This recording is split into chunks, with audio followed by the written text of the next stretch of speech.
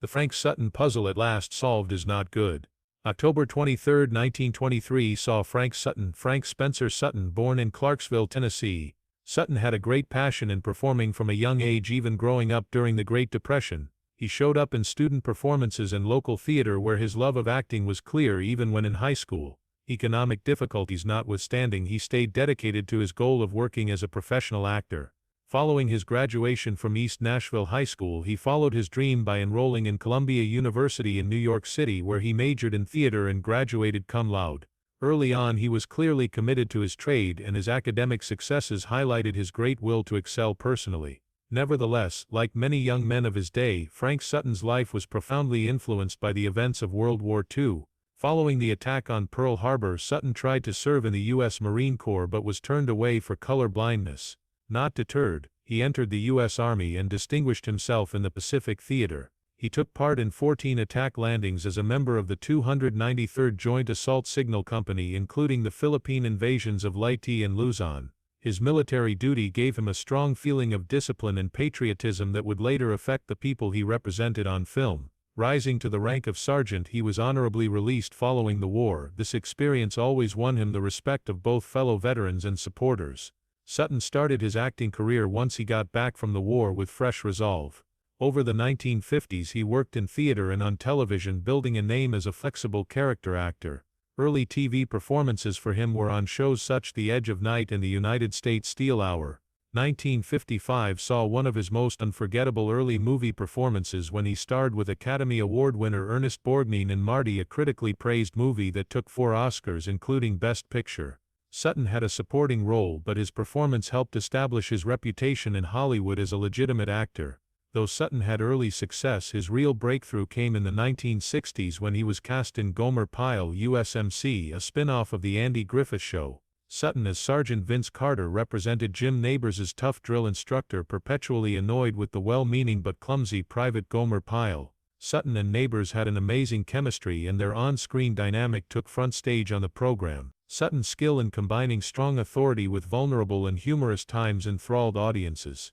Underneath his blustering facade, his performance humanized the stereotype of the austere military man by exposing levels of sympathy, loyalty, even adoration. Show ran from 1964 to 1969, has turned into a weekly cultural phenomenon drawing millions of spectators. Sutton's performance landed him in TV history, and his catchphrases, especially the explosive "Peel," became ingrained in American popular culture.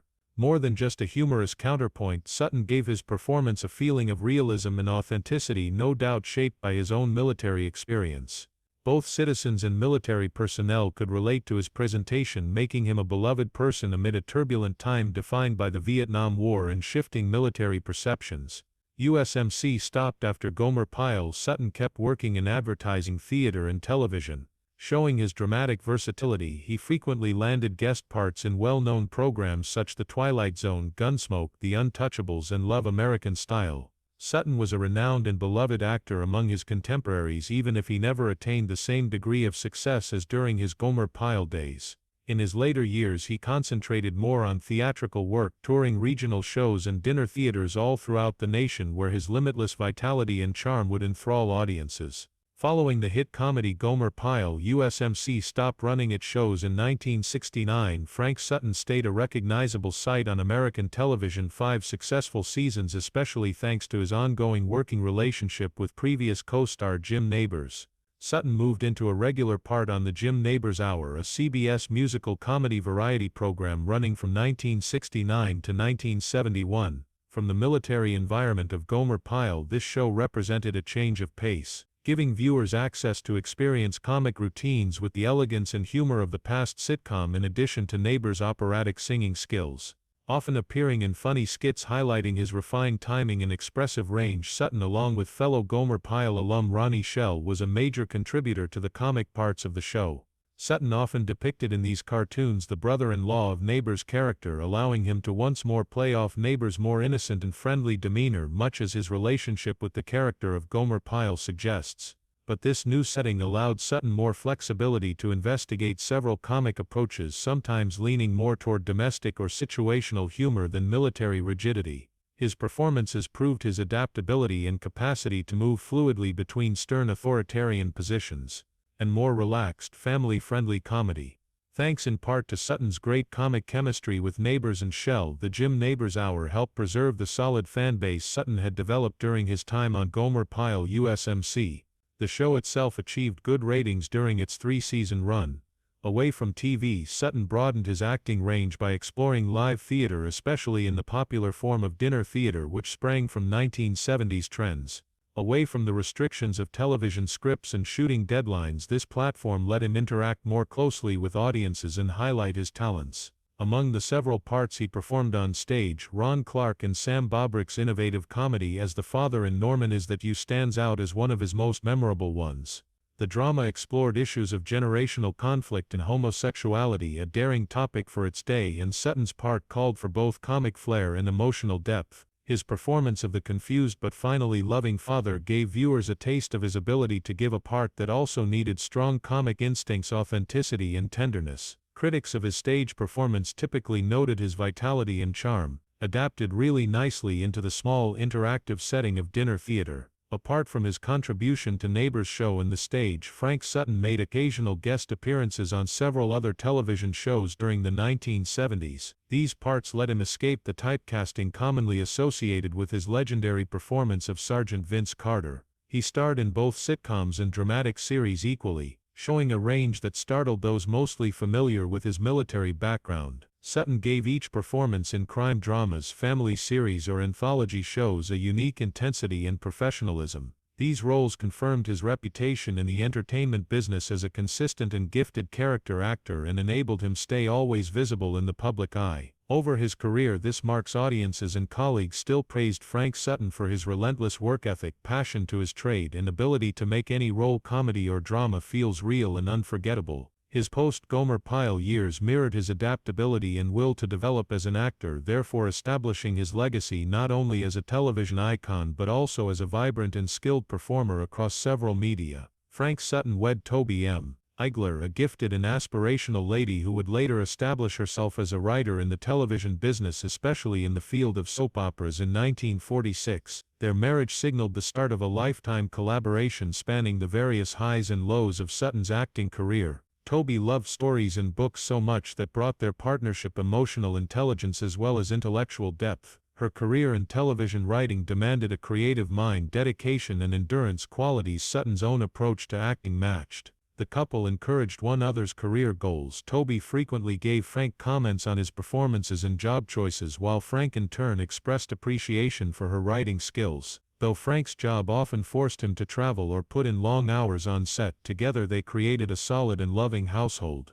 Born in 1951, their two children were a son called Joseph Joe Sutton and a daughter called Amanda Sutton. Like his parents, Joe would follow a creative route and grow to be a successful drama and dramatist teacher. His writings frequently examined social concerns and strong personal emotions, and he attributed much of his artistic sensibilities to the place where he grew up. A house bursting with artistic passion, critical thought, and expressive freedom. Produced on Broadway and addressing questions of race and justice in the courts, Joe's most famous work, Voir Dire, earned critical praise and reflected the kind of narrative both his parents valued. Though Amanda Sutton stayed more reserved, she was a valued member of the family and a source of continuity and strength even if she did not pursue a public artistic career. Frank was a very loving and committed husband and father. Despite his harsh and often austere television image, family life was absolutely vital to him. Sutton frequently proudly discussed his wife's IQ and children's accomplishments in interviews and talks with co-workers, stressing that his finest contribution to life was not that of Sergeant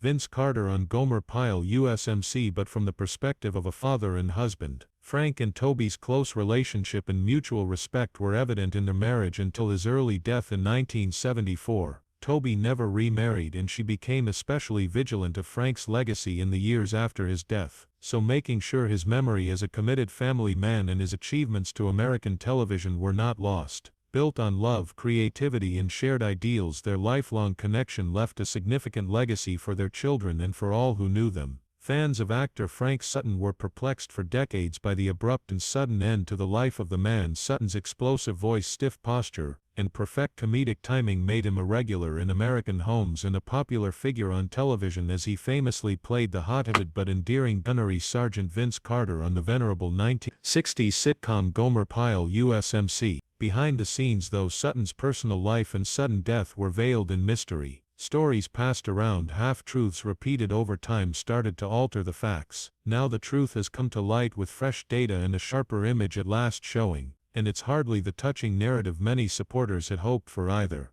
Just 50 years old, Frank Sutton passed away on June 28, 1974 in his dressing room from a heart attack, minutes before he was scheduled to take the stage for a Shreveport, Louisiana production of the play Love. Many felt this to be an unfathomable tragedy. Sutton had always seemed to be a vibrant and strong classic rough guy with a heart. Actually, though, his health had been subtly declining under the cover of a rigorous work schedule and intense devotion to his trade. Years of heavy smoking, a bad diet and constant stress from performing in both television and live theater without much relaxation had long caused Sutton to battle health problems. Doctors had cautioned Sutton about his cardiovascular condition despite his outward impression of discipline and vitality. He kept pushing himself, though, thinking the performance had to go on. Indeed, many of those closest to him later on admitted that he had been disregarding years of warning signals. Regular chest pain, dyspnea and episodes of tiredness he would dismiss with his typical tough guy manner. Sutton preferred to hide these health issues rather to give them serious attention, since he thought that displaying weakness would compromise his profession or damage his reputation as a powerful, dominating man. In retrospect, this choice proved to be sadly deadly. Adding to the grief is the knowledge that Sutton's death might have been avoided most certainly. Recent interviews and records obtained by biographers reveal that Sutton was urged to get cardiac testing and treatment, but he apparently put off it several times because of job responsibilities and a want to avoid public scrutiny. The concept of being vulnerable, particularly following the portrayal of a bigger-than-life military sergeant, was something he dreaded most strongly.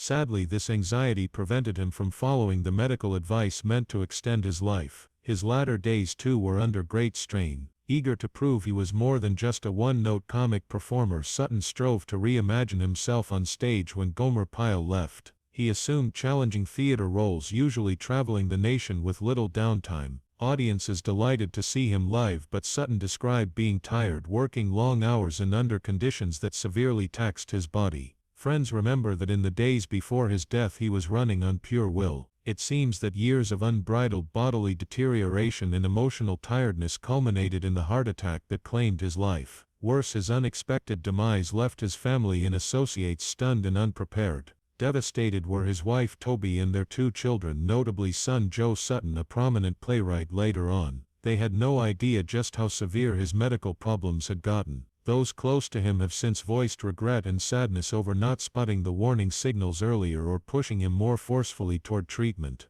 What stays is a terrible what if. Suppose Sutton had gone for treatment, and supposing he had slowed down, and supposing someone had stepped in. Some of his supporters hypothesized in the years following his death about secret diseases, addictions, or more intense personal conflicts. Actually, though, the truth is more sobering and in many respects more terrible. Often at great sacrifice to his own well-being, Frank Sutton was a guy who gave his heart and soul to every position he assumed. Driven by a compulsion to prove himself and to keep on working and to satisfy the demands that celebrity had set upon him. Ultimately, his early death was also a result of that very drive, the attribute that made him such a fascinating performance. Now, with the facts clear and the veil of mystery lifted, what remains is not just grief for a life cut short, but also a warning story about the perils of neglecting one's health in search of success. Frank Sutton's narrative reminds us that even the best entertainers might be secretly suffering behind the laughter and the cheers. In Sutton's case, the reason behind his death is not just tragic but also a sobering lesson that can at last bring his supporters closure, even if it is not the ending they desired to see.